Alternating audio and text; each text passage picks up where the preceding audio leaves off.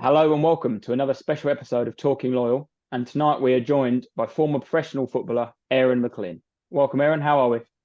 Very well, thank you. How are you guys? Yeah, all good, mate. All good. We've done a bit of research before, and that's why Tate's gone with Aaron. I don't know if it's Aaron or Aaron. So yeah, Listen, it's only since I've come into the media world why people call me Aaron. I've been yeah. Aaron McLean for the last 20 years. So. I was going to say you spent your life in football. I can imagine, obviously, very intelligent people, but yeah, when it comes to football, you're stuck with one name. That's just you're done. So. Yeah, I'm good with any name. It's fine. Oh, perfect. How are you finding the off season, punditry wise? Have you got stuff to do, or are you out on holidays? Have you just come back from holiday? Anything? I've had a couple of holidays, stag do's in Ibiza, which very nice. need recovery afterwards. Yeah. And then I've been doing a little bit of the England under-21s for TalkSport.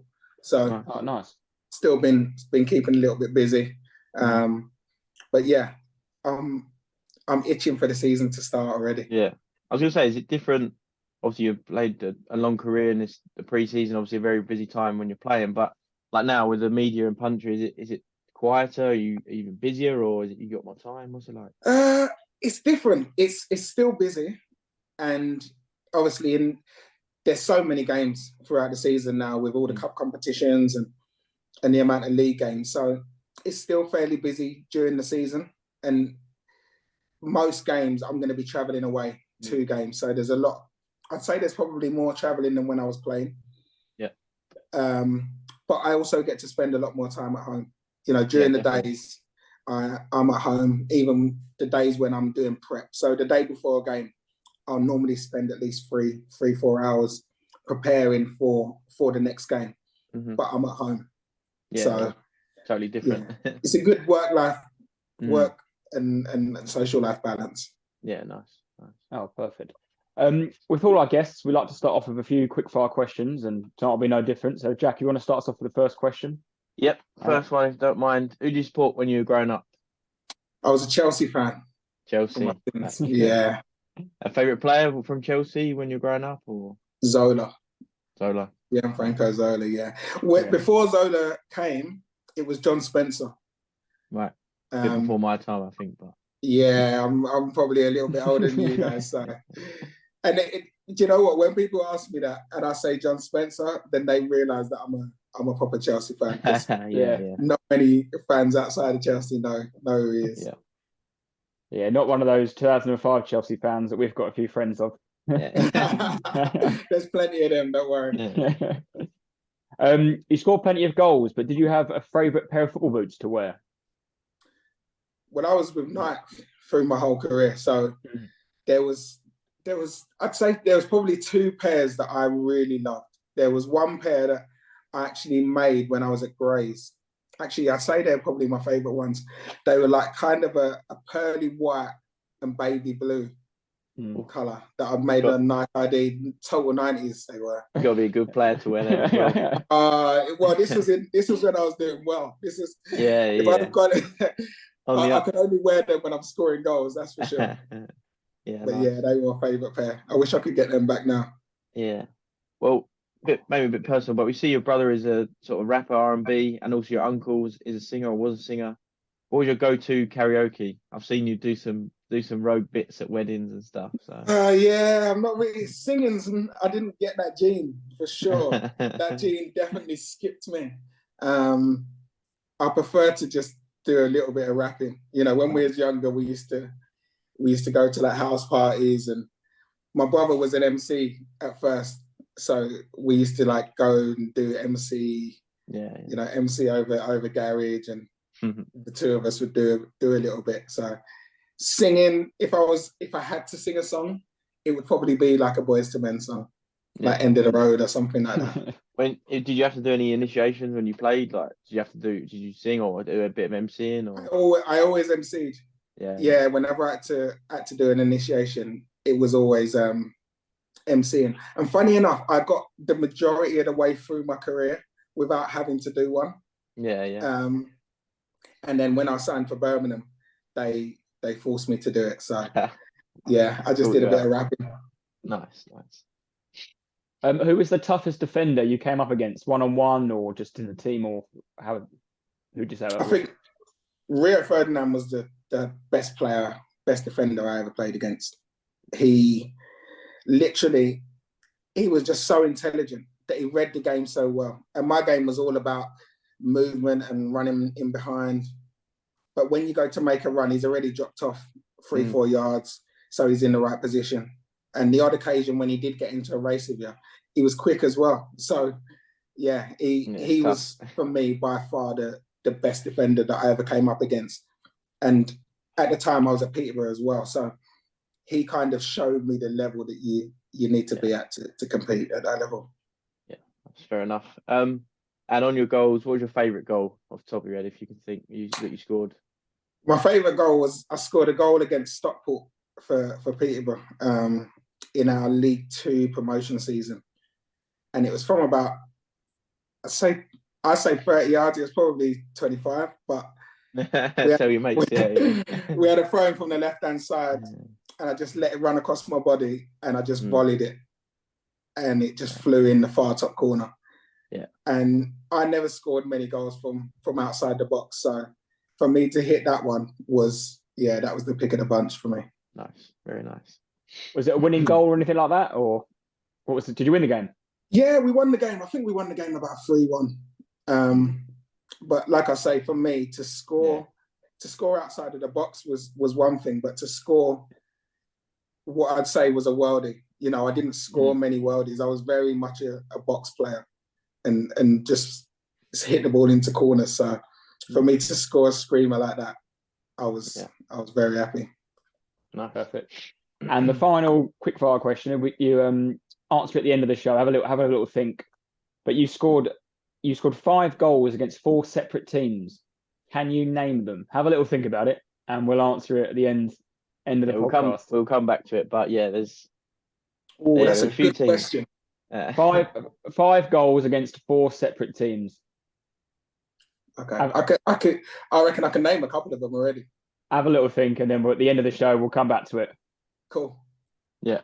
But we'll sort of move on to the main part and obviously talk about your career. But like you mentioned, you were at Chelsea briefly, weren't you? Not briefly, 6 years throughout your youth, and then you moved on and made your sort of start in non-league and through Leyton Orient. But just a little bit about how it started with Chelsea and then how it progressed, really. Well, I was at Chelsea from 10 to 16. Amazing time, amazing education into football. And I think they really taught me the real basics. But from a young age, and I say this to everyone, I was never the best player in my team. You know, if anything, I was very much middle of the road. And I'd say that was probably in every team I played in. I was very much middle of the road, but because I had such good players around me, I knew that I just had to work hard.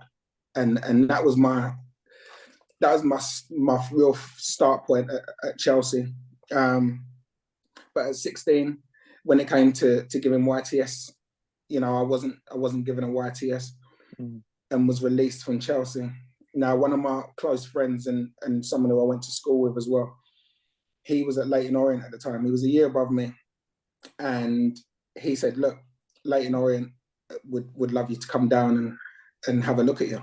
So, you know, at this time, I had nothing else. You know, I didn't even know any other clubs really outside of Premier League football. So that's what I was saying. Sorry, when Chelsea happened and you were released at 16, did you, like you sort of mentioned, but did you think, oh, that's it now, I'm finished? Like, oh, I don't know what I'm going to do. Like, because it happens all the time, doesn't it? And lads, it's very difficult. But... Yeah, it was difficult because I literally got a phone call from Chelsea to say that you wouldn't be getting a YTS, and I kind of knew anyway.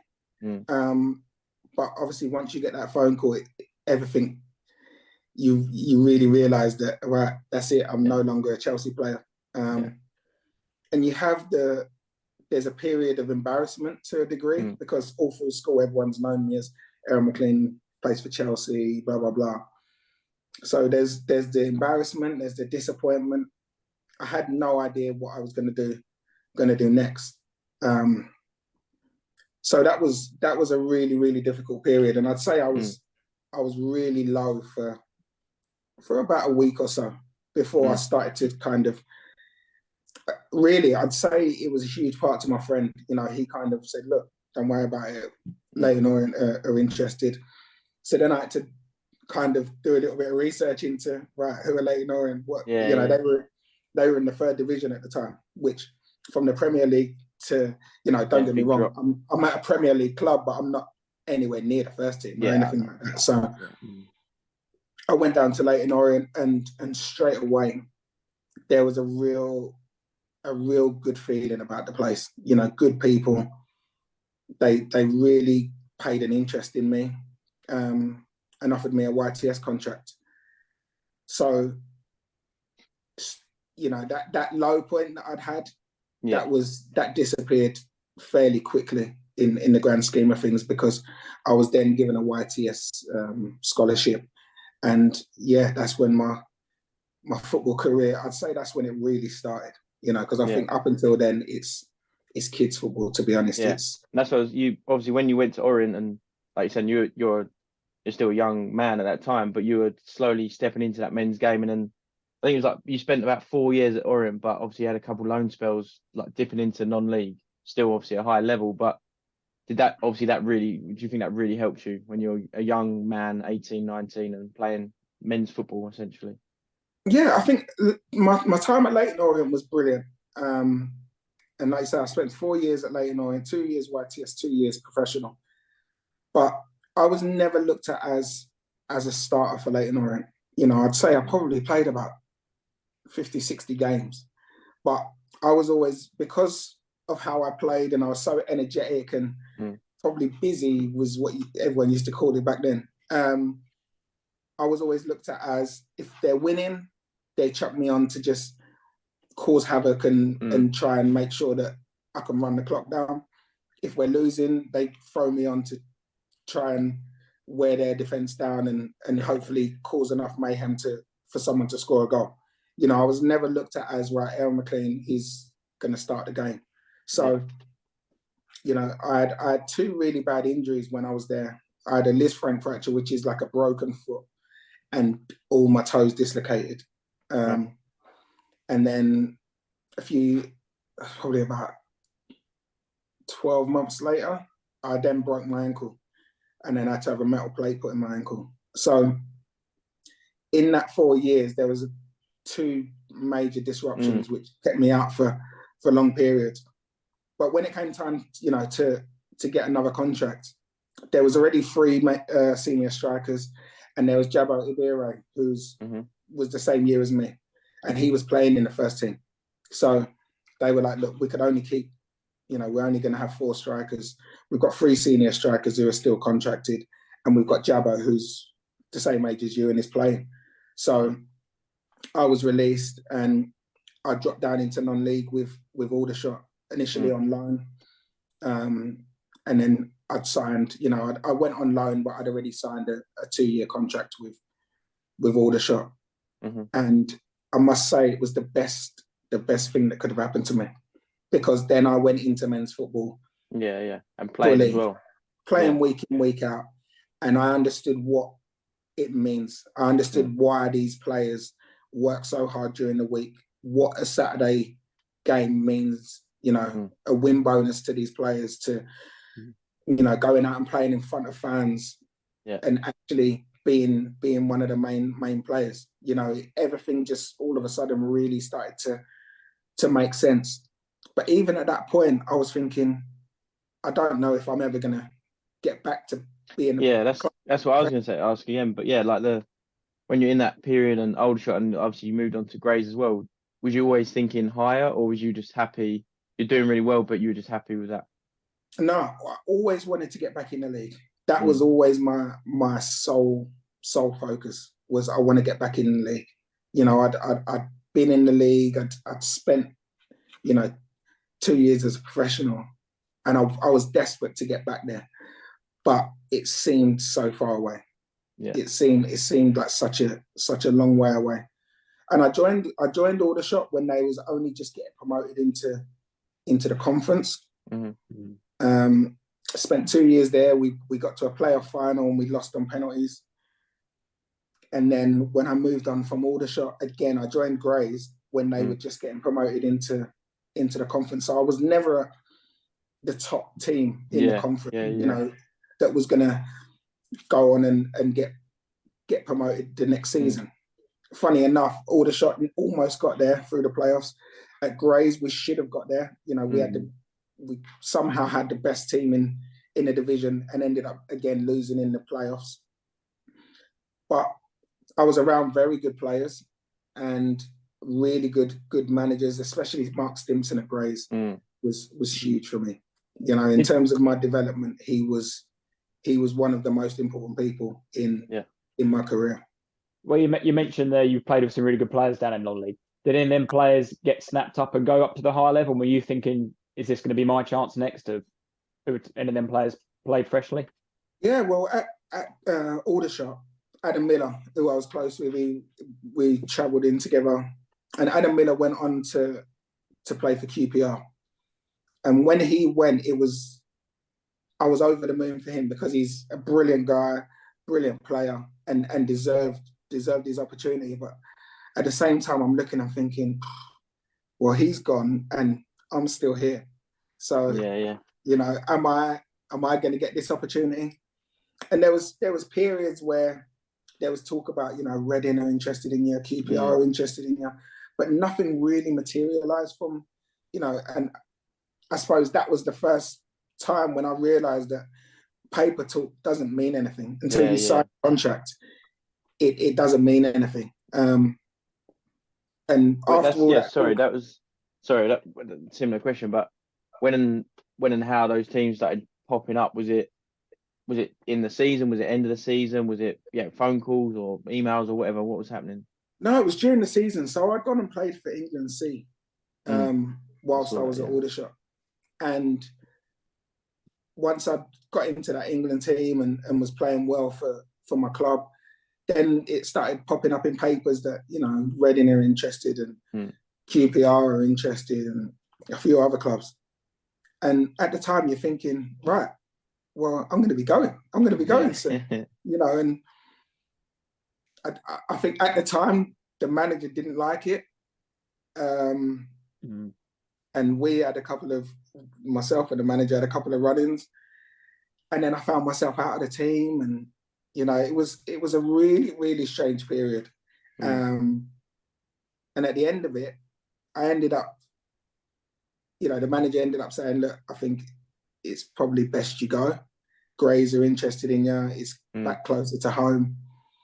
And it came as a surprise to me, but I was like, okay, cool. Well, I didn't want to leave, but if the manager doesn't want you, then you have to move on. But definitely.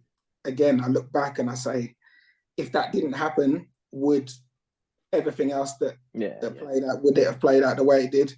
Probably not. Yeah, so it was at Grays you found your move to Peterborough, wasn't it? Did they scout you, obviously, I assume, or you'd like to tell us how that came about? Yeah, so I was doing really well at Grays. You know, I think the season we just missed out on the playoffs. We lost a lot of players. We lost the likes of Gary Hooper and some really influential players. But myself and Michael Kitely were still there. Now, at the end of the season, I think Chester had come in for Kites and Accrington had come in for me. And Stimo was very much like, look, you're not going to those clubs. At the time, they were both right near the bottom of League Two. And they were like, just wait, start the next season and you'll get your moves. You'll get your moves to clubs that you can go on and progress in. So myself and Kites ended up staying. We started the season and I think I had like 13 goals in 17 games. And then Peterborough came in and they bid 150 grand. Now I think Grays had paid 5 grand for me from Aldershot. And 150 grand at the time was a club record for Peterborough. So when they put that bid in, you know, I was on my way. The chairman was that an easy decision for yourself, or was it just like you said, chairman? Yeah, see you later, mate. Cheers. to a degree, it was easy in terms of, listen, I wanted to get back in the league. Peterborough were a club that had just been taken over. Darren McCanty had just taken over the club, and I was going to be his first signing. So I'd gone up. I'd met with Darren and Barry Fry, and they sold the club to me. They said that they've got aspirations of getting promoted through the leagues, getting to the championship within 5 years. And they all sounded great, but it was so unrealistic that I was a little bit like, well, I really enjoy it at Grays. I'm scoring goals and doing well. I'm going to be leaving my mates. But, it was the right thing to do. And I'd gone home, spoke to my family about it. And then I think the next day I was packed and ready to head up to Peterborough. Yeah, nice. Did you have the belief that you'd go in straight as a first team starting, or were you under the impression that you'd be on the bench and you'd have to wait to get your chance? No, well, they'd made it clear that they were bringing me in and they were paying all that money for me to come in straight away. And I'd been playing all season for Gray, so I was fit and I was desperate to get started. And I think I made my debut. I must have signed on, I don't know, maybe the weekend. And then I made my debut midweek in a cup game against Swansea, scored. And then, I was playing. And I played 20 games. I scored 10 goals in 20 games. And then I got injured and I tore my medial and cartilage. So I ended up spending the remainder of the season out injured. I'd only played the 4 months from, I think it was November I signed. And then I got injured February. And funny enough, I got injured literally the game when Mikel Smith had joined. I was going to say, a lot of people watching and listening probably recognise yourself. And then, me personally, I always remember you and Mikel Smith. I'm sure we'll elaborate. But that first full season, you played 45 games and 29 goals. So pretty good. Came back for your injury strong then. Yeah, and do you know what? It was funny because I got injured. Craig came in. Craig did really well. And then Darren Ferguson then came in. Keith Alexander got the sack and Darren Ferguson came in. And I think in that off season, Darren Ferguson had said that he doesn't think myself and Craig can play together. And we really latched onto that, between us, because me and Craig were really good friends from the start. And we played for England together and we'd kind of made the same kind of journey. So we really latched onto that. And once we started playing together, it was, it was incredible. Just everything just worked. Our games, we were both quite small for, in comparison to most defenders. But we both had a sickening work ethic. We would run teams into the ground. And because of that, it created opportunities. And even though we were both, small, quick, hard-working players, our games complemented each other. I was a more technical one and he'd chase a paper bag in the wind. So, we were both very, very similar in some ways, but totally different in others. Yeah, you were top scorer that season for League Two, and you got into Team Year, and obviously you got promotion. So to go from, even from 2007 to later on after that season, you get to the Championship, from non-league to that's a very, very quick rise, but it must have been incredible. Yeah, it was, that was for me the best period in my career. We built a team of just young, hungry players. A lot of us had come from non-league. Others had been at, the likes of Charlie Lee, who had been at Tottenham but hadn't got a chance. He was desperate to kind of prove a point. And then we brought in some experience. We brought in Michael Hyde, who'd been there, done that, played in the Premier League. All that experience. We brought in Dean Keats and Chris Westwood. Again, two players who had promotions already from the division that we was in, and came in and brought that just the leadership skills that they brought. And they kind of kept us all in check because we were all young, just Yeah. excitable young professionals who would every now and again go a little bit off the rails. Yeah. But they just Keep kind in of check. reined us in, and just they taught us the importance of making sure that as well as enjoying ourselves and enjoying the status of being footballers, we make sure that we do our work on the pitch and on the training pitch. And it worked. Did George Boyd play in that team as well? Did he come later on? No, Boydie joined similar time to me and Craig. Now, I'd say George was the glue to everything that we did well. George was the standout player. He was incredible. He had no pace, but would glide past people like they wasn't there. Technically brilliant, vision, awareness, incredible. And they called us the Holy Trinity, myself, Craig, and George. I was going to say, literally, those three names, Peterborough, that is for me anyway. So obviously I'm a bit younger, but that is why Peterborough are there. that little trio and Ferguson and all sorts. And I think so. A couple of months ago we got inducted into the Hall of Fame, and we had to wait until all three of us had retired because they wanted to do the three of us together, which again was a huge honour. But yeah, though, I think us three together was the best group that I'd ever played in. We just had a real telepathy, like there was almost a telepathic understanding between the three of us. And we'd go out, and every game we'd go out, we'd just feel like it didn't matter who we was playing against because of how well our understanding, how good our understanding is.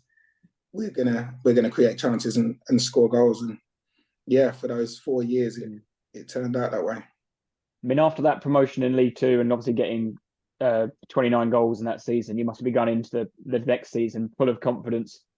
What was the aim? Was the aim to get promoted again, or was the aim to stay in the league and see what you can do? Or did you have so much confidence in that squad? Like you said, it was just a great team morale there. Was it, let's go again? We can go back to back. Yeah, absolutely. That was exactly how we approached it. We said, right, we've just got promoted. We should have won the league. Now let's go and get promoted again. And listen, again, we was probably just shooting for the moon, but we had a real belief in our own ability that we can compete. We played some cup games in that League Two season. We beat Colchester. We well beat Colchester in the FA Cup, and that's when they had Teddy Sheringham and Kevin Lisby. They were star-studded, and we absolutely battered them. So again, those games gave us confidence that if we step up a level and we perform the way that we can go and beat anyone. And going into that season, I don't think we started the season great, but we were playing well. And at Peterborough, it's a very, very offensive way of playing, which suited us down to the ground because we knew that as long as we're getting opportunities, we'll probably go out and outscore teams. I think that season in League One, I think Mikhail Smith might have pipped you a few goals that year, but was it always a little friendly competition between you both, or? Yeah, it was. We always had a real friendly rivalry. But the thing is, as much as I wanted to obviously be top goal scorer, Craig wanted to be top goal scorer, but it never stopped us from creating opportunities for each other. And during those seasons, I think in the first season, Craig had injuries. In the second season, I had injuries. So there was periods where we weren't playing, as to why the other one ended up, with so many more goals. But at no point was there, I never looked and thought, right, Craig's 5 goals ahead of me, I'm not going to pass him the ball. No, it was the exact opposite. It was like, right, do you know what? If Craig can go on and win the Golden Boot, I'm going to feed him as much as I can. And I think that, again, stood us in good stead because ultimately the end goal was getting promoted. It didn't matter who scored the goals, even though we all wanted to score the goals. as long as we win the games and we're on the team bus celebrating afterwards, that was the main thing. I bet you had some good celebrations with if you had Barry Fry and even Ferguson in charge. I bet there was a few nights out. Yeah, the celebrations both years were incredible. You know, they were definitely memorable. Well, what I can remember of them anyway. Did they ever treat you a little holiday, or if you got Was it like a promotion, little do this? like a little Wrexham trip? Was it? We never had a Wrexham trip. We did have we had a couple of trips to Vegas, but they were stag do's. But they just happened to be at the end of the season when we'd been promoted. So we had a few trips to Vegas. I think we actually had one to Magaluf when we got promoted, which Magaluf and Vegas are a little bit different. But yeah, you know, we had some great times. And the manager, he'd always throw a party afterwards. So there was one year he threw a party at his house, which was incredible. The following year, I think pre-season, we flew out to pre-season early, and the chairman threw a party with all of his staff that was working for his property company, all of the players. It was like insane party. So yeah, they looked after us with the celebrations. Good. You mentioned Darren Ferguson there, and he's obviously his winning mentality and that. Do you think, did his dad ever get involved or ever come down to training or meet you guys or can give you congratulations on your promotions or things like that? Now and again, whenever we'd play up north, we'd go and train at Carrington. So we'd be there training. I remember the first time we ever went down to United's training ground, and Sir Alex came over and was watching, and everyone got starstruck. Really? Everyone. You know, it was literally a case of, oh my God, like Alex Ferguson's watching. I think that was probably the worst training session I ever had. Oh, really? I was going to say, did the levels not go up? Obviously not, everyone's too worried. But he was brilliant. He never really got involved too much. He'd come down to games and, you know, and we'd hear, oh yeah, like Alex Ferguson's watching us today and stuff. But he never got involved. He never came and spoke to the lads. He let Darren do his thing. And I think Darren was very much, you know, he wanted to do everything himself as well. You know, he didn't want people saying, you know, yeah, my dad's helped me and this and that. He's very much his own man. And yeah, I respect him a lot for that, because it would have been easy for him to constantly lean on his father. Because so yeah. Did you ever get your players on loan from United? I remember a story once Preston did, and then I think he got sacked once, and he took them all back. Yeah, I'm not sure about the Preston one. From United, not really. I can't really think. I think Ben Amos maybe, but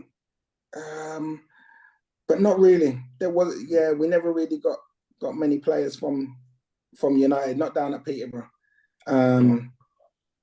Which again, I think that was all part of I don't want to be looked at as, he's doing well because his dad's giving him all United players. Favor, yeah, exactly. Yeah, so he very much was wanting to stand on his own 2 feet, and like I mentioned earlier, obviously the rise. You basically 2007 you were Grays non-league, and then 2009 you're, like we said, you're having a championship season. What was that like? Was you just living in the moment and next game, or did you stop and think, bloody hell, like what's going on here? It was amazing. You know, we had a baptism of fire because our first game was away to Derby, full house, and I think we lost the game maybe 2-0, and it was like, wow, okay, this is, if every game is going to be like this, then we need to improve. We didn't play badly, but they just outclassed us. You know, the opportunities that they had, they put them away. And yeah, it was a real wake-up call. But as the season progressed, I think we showed, with even games that we didn't win, our performances were good. You know, our performances were good, and we were playing good football. And that's what you always when you got promoted, you're saying you're Peterborough are known for playing that style. When you got to the Championship, was it the same sort of mentality? You weren't fussed? Yeah, it was the Go out and same. play? Yeah. It was the same. We went out and we didn't fear anyone, and we'd just go and play our game. And, sometimes we'd get outclassed, sometimes we'd be unlucky. We wouldn't be clinical enough. But we just went out and played the same way. And listen, sometimes maybe we should have tweaked things. Maybe we needed a bit of help. I think that a lot of those players had gone from playing non-league football, and within a couple of years were playing in the Championship and weren't ready. That was a bridge too far, because that standard there's a huge gap between playing League Two and playing Championship football. So for so many to do it at the same time was probably too many, but it was a great learning curve for a lot of us, and for the ones that probably was ready to step up. I think that kind of gave us a good base to start.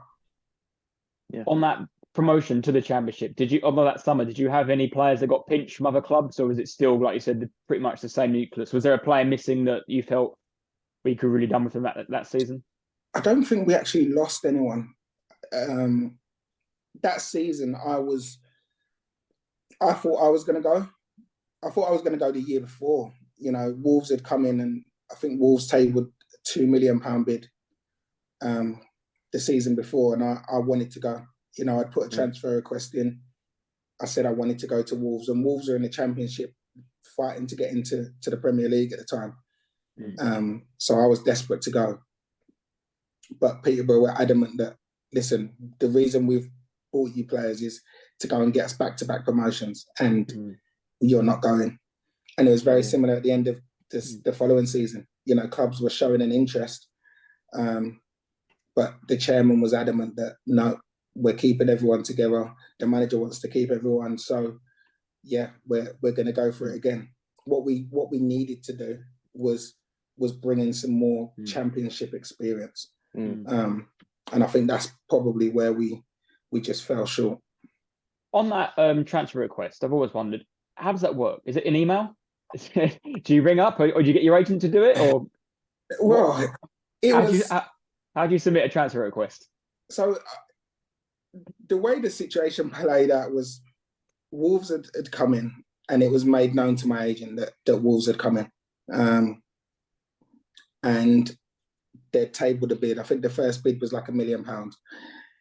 And I made it clear to my agent, look, I want to go, And I'd had conversations with the manager, I'd had conversations with Barry and the chairman. And Barry said to me, look, if you want to go, you'll have to put in a transfer request. So I was like, fine, okay. So I met my agent, we typed up a transfer request, and I handed it in the next day. And then the transfer request got they didn't accept it. Oh, really? Which didn't go down too well, as you can imagine, with the fans. Yeah. So the first pre-season game, once it was made clear I'm not going, first pre-season game, we played against Liverpool, and I got booed because I wanted to leave. And then I scored, and then from that moment onwards, it was almost like it didn't happen, and we went on and got promoted, and I scored a load of goals. So everyone was forgotten about. Yeah, it was all forgotten. It rarely gets mentioned now. So so yeah, obviously that Peterborough time was a brilliant time for you on the up, and then you got your move to Hull in 2011. Were they Championship at the time, or were they Prem? Yeah, Hull were in the Championship. Yeah, go on. Because at Peterborough, obviously we'd got relegated from the Championship back into League One, and then I started League One season on fire. So I knew that clubs were interested in me anyway, but I was still at Peterborough. So that first half of the season was just really about, for the team, we was trying to get promoted again back into the Championship. And again, for myself, it was make sure that you fire the goals to get yourself back there. And then Hull came in. I think Hull paid initially 1.6 million, rising to about just under 2 million, I think. And yeah, as soon as Hull came in, I think the club were ready to let me go.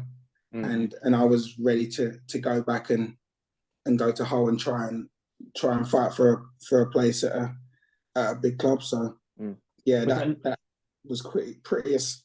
I'd say a smooth transition. Was that Nigel Pearson, the manager, then, who brought you in at Hull?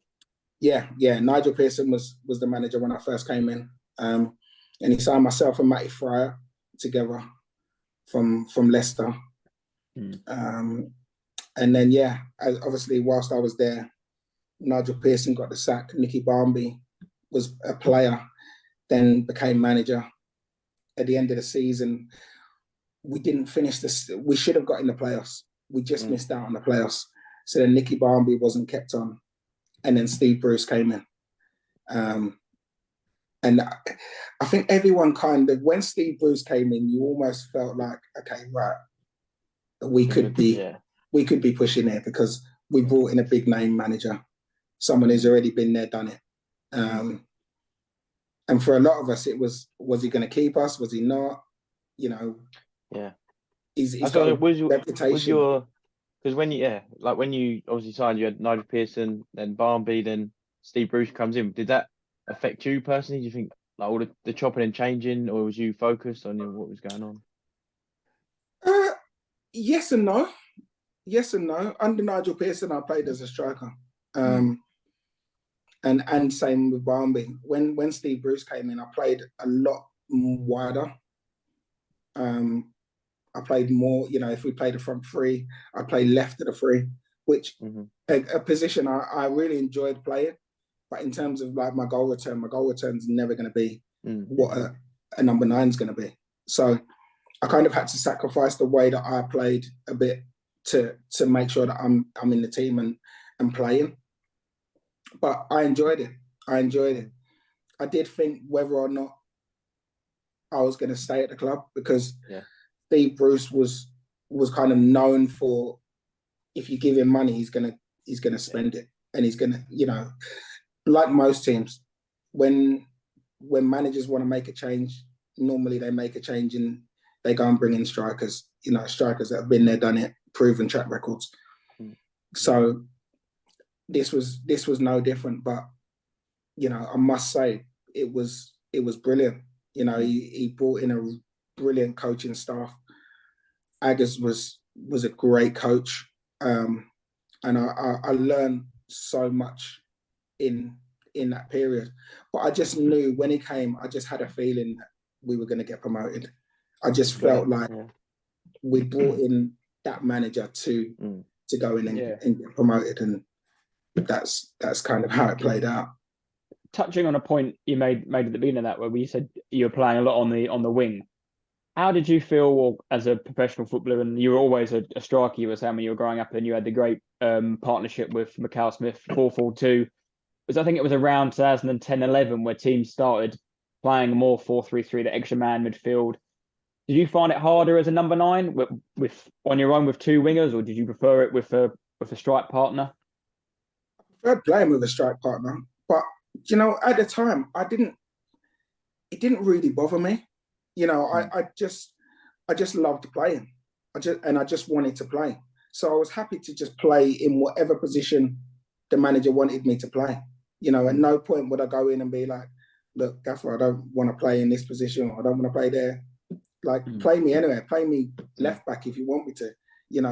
As long as I'm out there and I'm playing and doing what I love doing, I was happy to play in any position. And I felt that, because the way I played, and I was a hard working player, and I'd run for 90 minutes. So I feel like that he obviously looked at that and thought, right, do you know what? I want someone who's probably more prolific in that attacking position, but I know that he's going to do the work. I know he's going to track back. I know he's going to get forward. So, I played left or right of a three, and I was happy with that. I think it's more when I look back now and I think I probably sacrificed being in goal scoring positions to play more for the team. But as you know, when I was out there, you know, that was never in my mind. You know, in my mind, it was just play well and try and win for the team. When you were at Hull, when you said when Steve Bruce come in, that must have been a real incentive to think, finally, I can push for the Premier League. That's like I don't know what the saying is, the oracle of football, isn't it? In this country as well, just to play in that Premier League. Was that the whole team and squad's mindset? Let's get together. We've got an experienced manager who's done this before. Can we do it? Yeah, absolutely. That's all everyone wanted was to get promotion. However we did it, it was the focus was get promoted. And we had a team good enough to do it. We had a squad good enough to do it.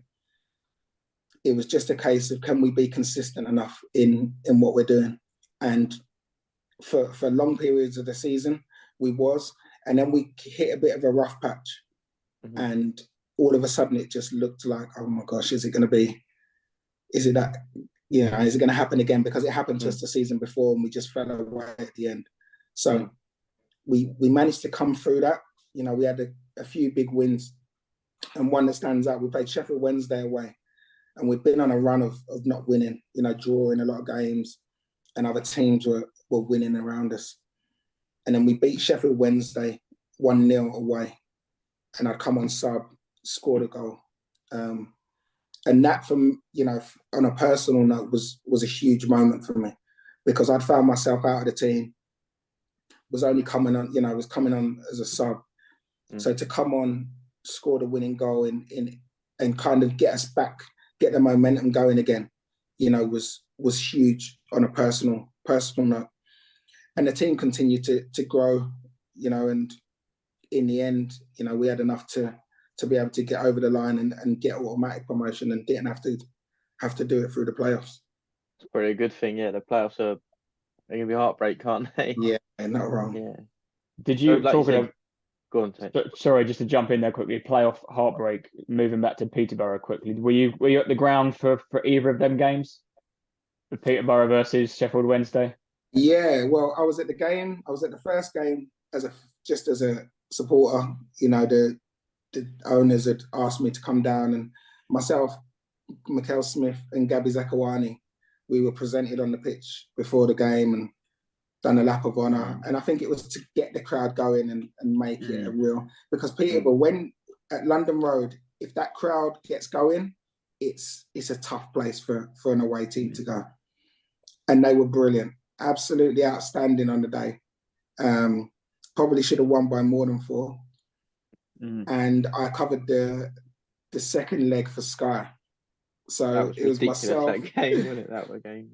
It was myself, Clinton Morrison, and David Prutton. Now, they're both ex-Sheffield Wednesday players, and obviously me from Peterborough. So you can imagine how heartbreaking that was. Mental. Yeah, it was tough.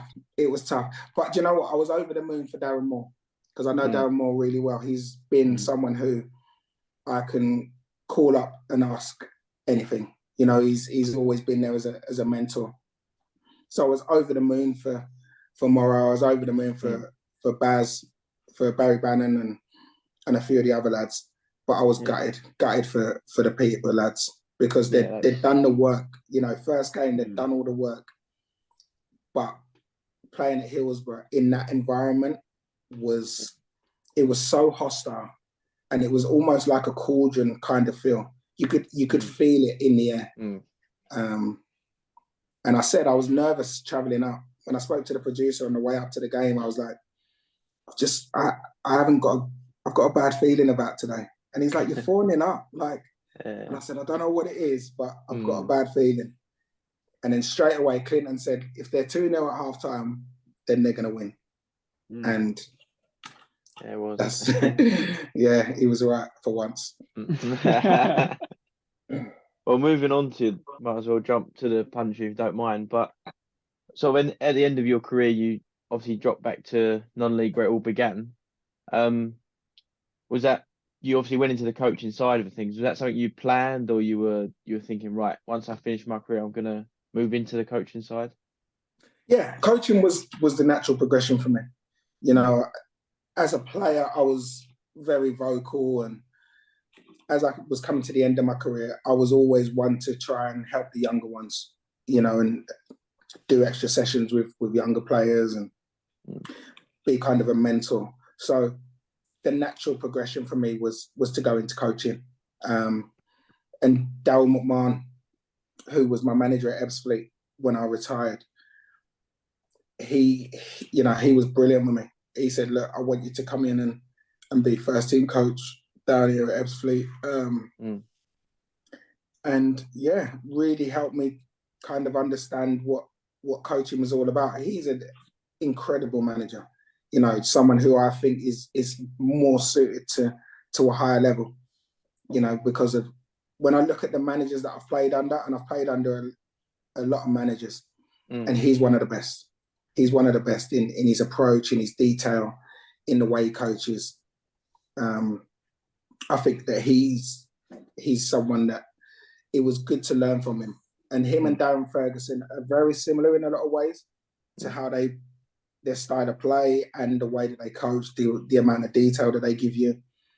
They're very similar. So it was brilliant to, first of all, having worked under Darren Ferguson, and then to be playing under Aaron McLean and then coaching under him, because we have a similar philosophy of football and a similar idea of how the game should be played.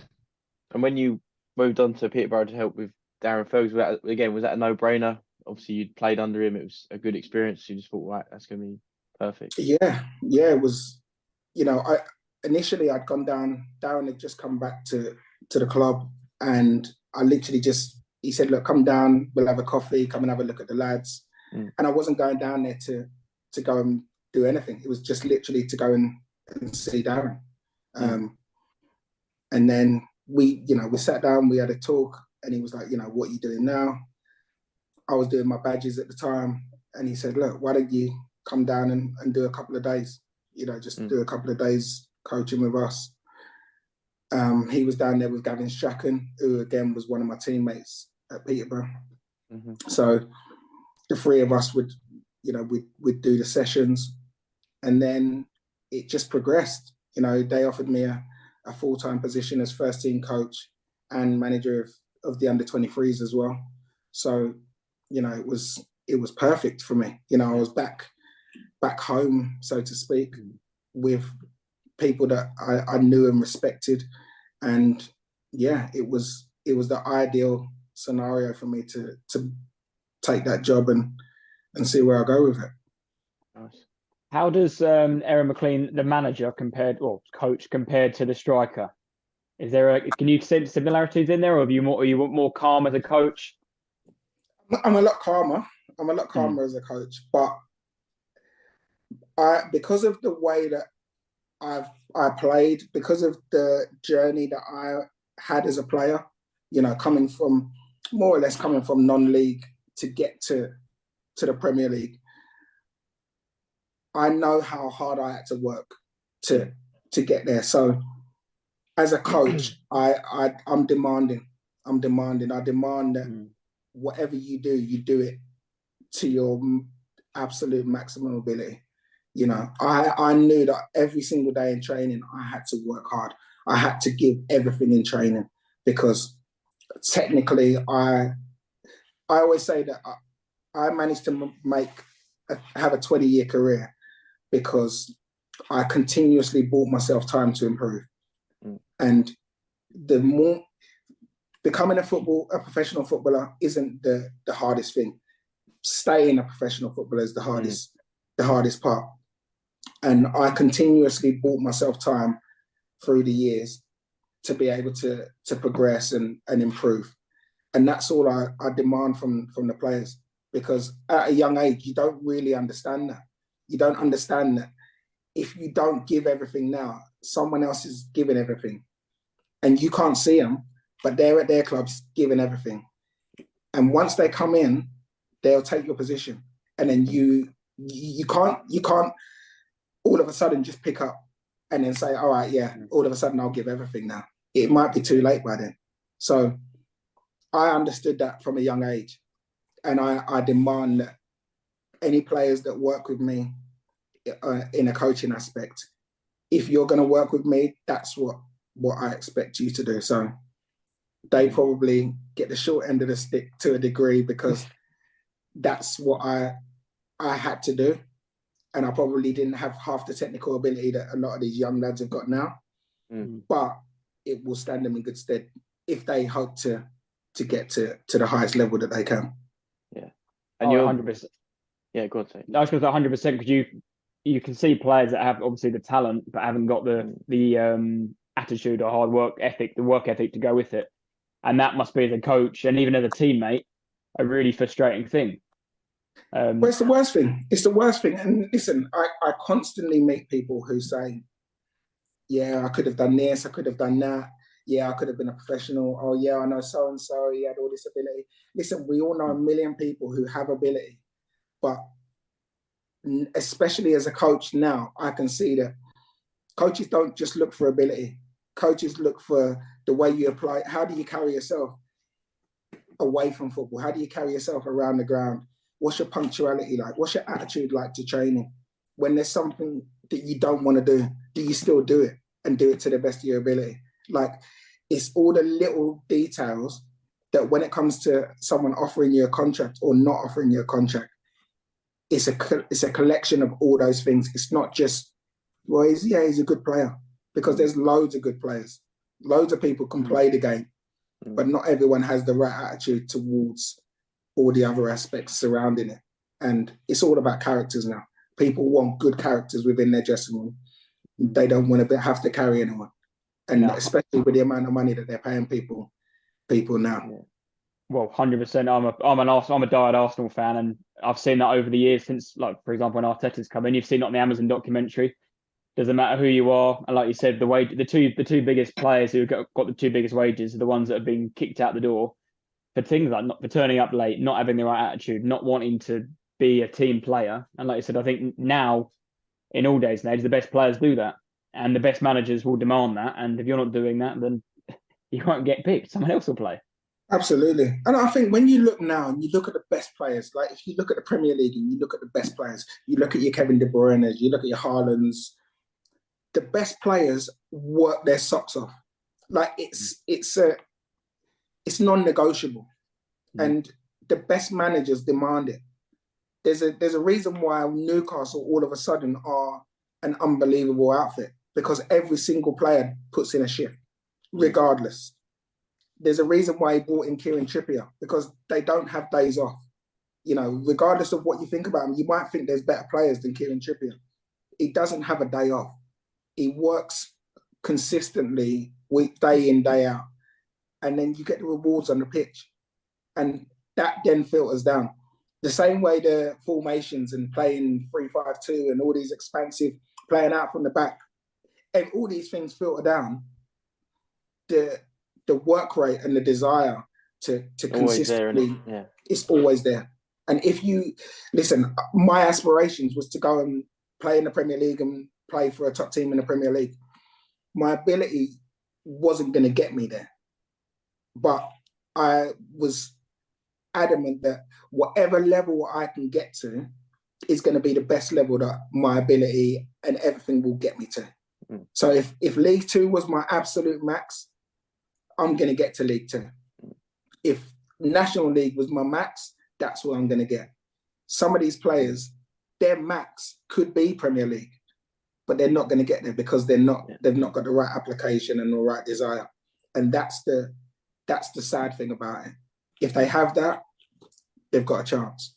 And that's kind of our job as coaches, is to make sure that you give them give them all your experience, give them all the tools.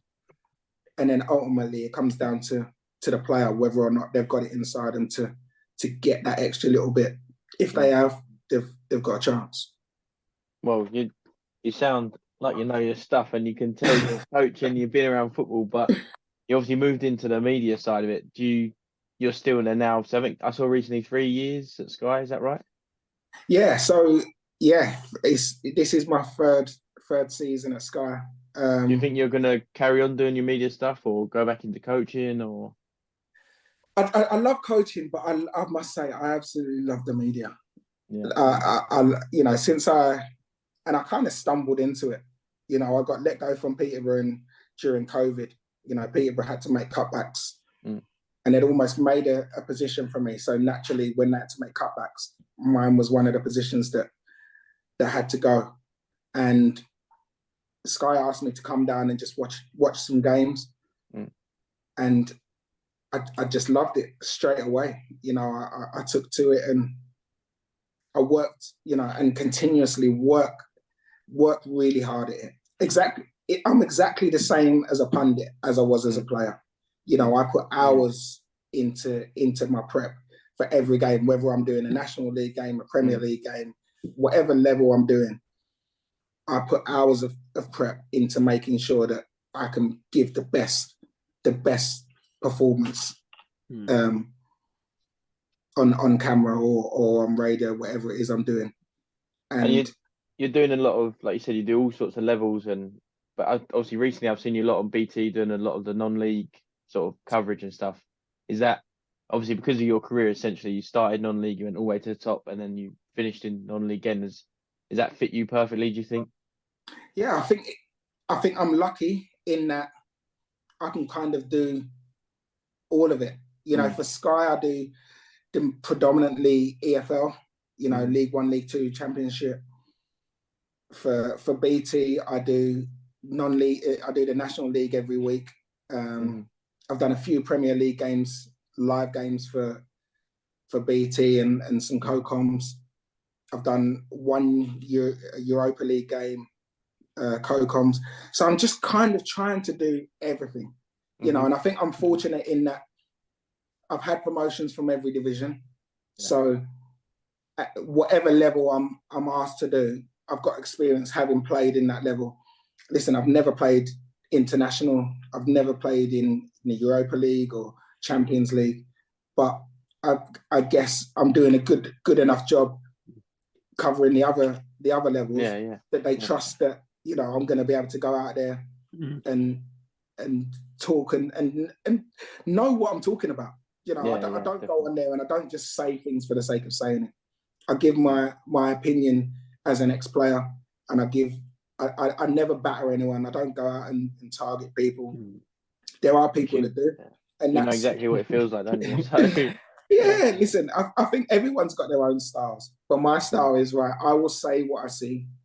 I'll try and explain my reasons for whatever opinion I've got, and hopefully, I show that as well as being knowledgeable on football, I've taken the time to make sure that I know about the clubs, I know about the players, I know, I understand whatever the competition is, I understand what it means to that group of fans, especially. Because ultimately, if I'm covering an Arsenal game and I don't know any of the history of Arsenal, it's kind of lazy punditry. If I don't know any of the players, I don't know how many goals someone scored. If I don't know Martinelli's scored 14 goals, then that's lazy punditry. So I make it my priority to research all the players, research what they've done over the years. When was the last time, if I'm doing a Europa League game, when was the last time they, what was their last 5 Europa Leagues?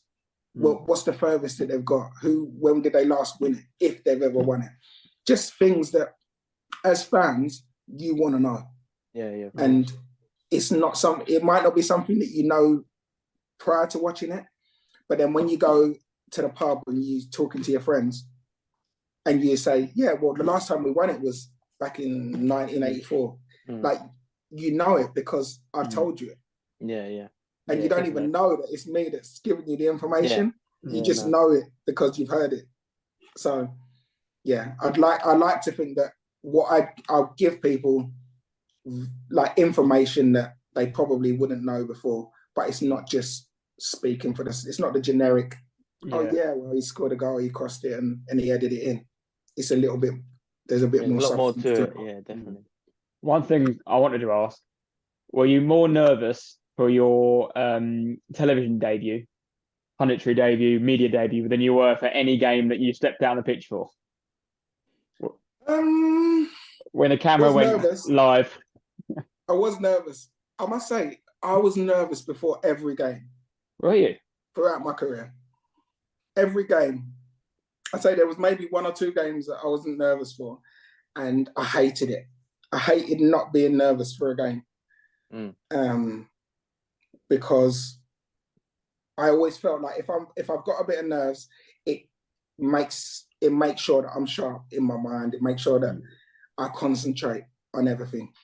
And the odd occasion, if I wasn't nervous, chances are I would play badly. And I'd know that I've played badly. So I'd make sure that didn't happen again.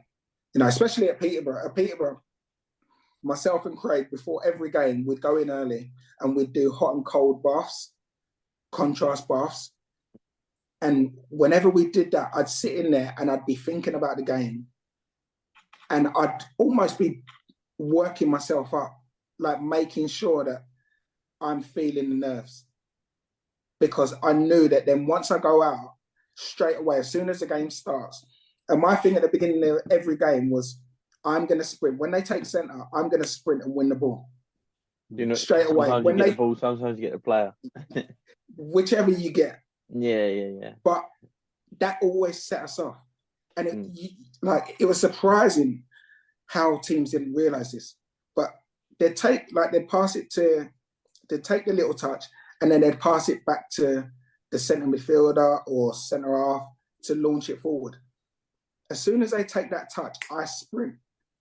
And ultimately, I'd end up getting either winning the ball or I'd get a tackle. And then all of a sudden, that just lifted us straight away. And then the nerves would disappear. You're in the game, Yeah, there was little things that I used to work on to make sure that I get that little bit of nerves, and it would set me up.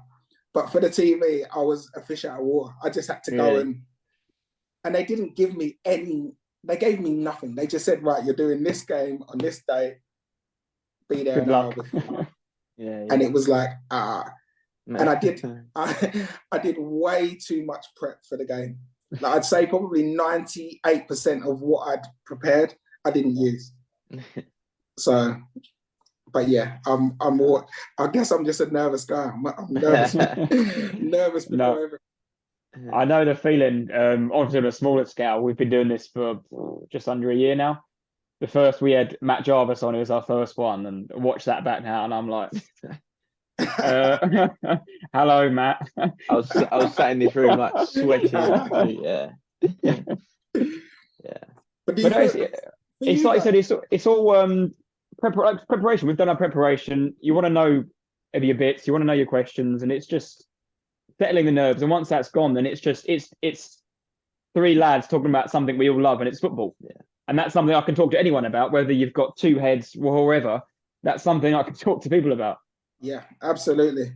And I started a podcast last season, and I only did about 3 episodes. It's definitely something I want to kind of get going again. But I must say, like, full credit to you guys, because I was nervous before I did it. Mark Wright was my first guest. Now I know Mark. I've grown up with Mark. But even sitting down and having to be in your seat now and asking the questions and making sure that it flows, you never know what your guest is going to be like. Exactly, you never know if they're just going to be able to just talk, or whether you're going to have to constantly find questions to ask and kind of lead the direction of the conversation. So I'd say I was probably more nervous before that than anything I've done, because it was all on me. But then again, as you do a few of them, then you realise that, you know what, it's actually, as long as you get good guests, as long as you get good guests, I'm sure there's going to be, you're going to get an absolute stinker. And they're just going to be like, no. And then you're going to have to try and work your magic. But you guys seem like pros anyway, so you're good. I appreciate it. We'll get that bit clipped. Talking of pros, though, you scored 5 goals against 4 different teams. Can you name them? Okay, so I'm going to go. Is Brentford one? Brentford, sorry, was that? Yeah. No. No. Accrington? Yep. I've got a little stat. Hang on, where is it? Oh. So you scored 2. Oh, I see why you said Brentford, because I'm about to say, you scored 2 hat-tricks in your career. One was Accrington and one was Brentford, but yeah. Yeah. Okay, so Accrington's one. Orient? Yep. Did you celebrate against Orient? Are you one of them players who would celebrate against your old team? No, never celebrated. Mm-hmm. But that was my first team, and I still got a lot of respect for them. So no, never celebrated. So 5 goals against how many teams? 4. And you've got 2 out of 4 teams. You've named 2 or 4 here. Bristol? No, I think you scored 4 against them.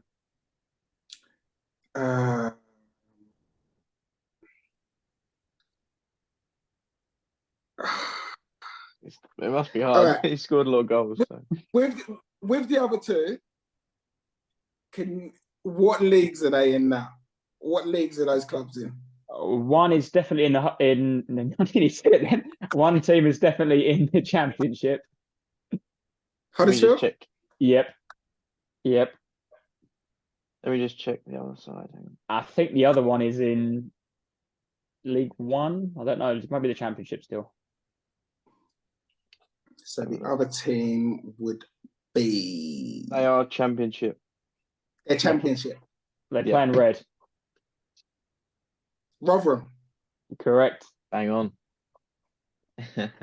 Nice. Very good. I tell you, I was not expecting to get that so quick. That's a good little pub quiz one. That's a great question. I'm going to have to steal that. So who are the 2 hat-tricks again, Jack? You say Brentford and... Brentford and Accrington. Brentford and Accrington, yeah. Have you still got them hat-trick balls? I have somewhere. They're in the loft, I think. Mm-hmm.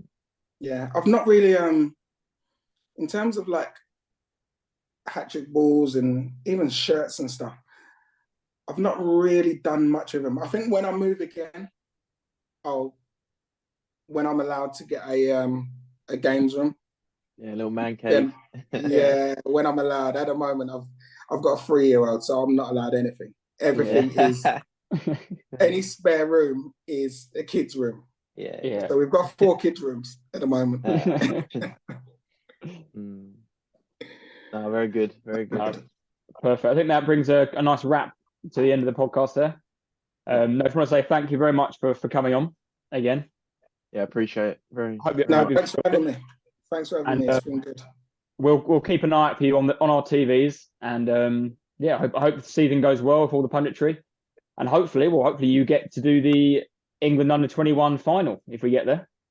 Fingers crossed. Fingers crossed. Semi-final against Israel, isn't it? And then potential final against Ukraine, or I can't remember the other team left in it now. Yeah. Well, we've already beat Israel, so fingers crossed. Looking good. They're looking good. So I just want to say thank you again for coming on, and I hope you enjoyed it, and take care. Thanks very much. Cheers, guys. No worries. Thank you.